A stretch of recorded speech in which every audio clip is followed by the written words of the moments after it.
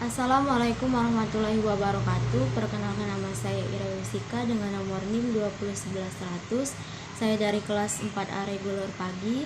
Baiklah, saya akan menjelaskan tentang perbedaan ekologi administrasi negara di Indonesia dengan ekologi administrasi negara di Thailand. Sebelum masuk ke materi, kita harus tahu dulu sistem administrasi negara itu apa. Sistem administrasi negara adalah kegiatan yang di dalamnya terdapat bagian-bagian yang saling berkaitan dan berinteraksi di dalam suatu organisasi tertinggi, yaitu negara, untuk mencapai tujuan bersama. Dan untuk perbedaan itu sendiri antara ekologi administrasi negara Thailand dan negara Indonesia adalah, di negara Thailand sistem pemerintahan yang dianut mereka adalah konstitusional, monarki absolut, yang dimana kekuasaan tertinggi negara tersebut adalah seorang raja.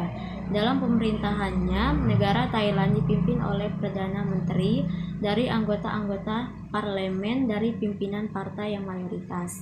Dan untuk di negara Indonesia itu sendiri, ekologi administrasi negara di Indonesia adalah bentuk pemerintahannya dilakukan secara demokrasi, yang dimana jika terjadinya suatu permasalahan yang terjadi, maka harus menyelesaikannya secara bersama guna mencapai tujuan bersama. Baiklah, selanjutnya saya akan menjelaskan secara singkat tentang perbandingan antara Amerika Serikat, Thailand, dan Indonesia. Sebagai perbedaan atau perbandingan faktor pengaruh ekonomi terhadap administrasi negara Amerika Serikat, Thailand, dan Indonesia.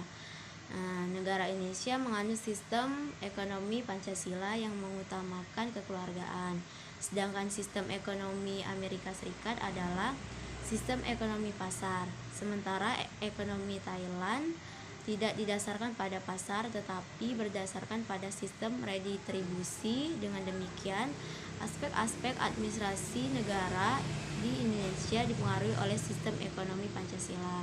Sementara Amerika Serikat dipengaruhi orientasi pasar atau masing-masing pihak pengusaha mencapai hasil maksimal dalam rangka public policy.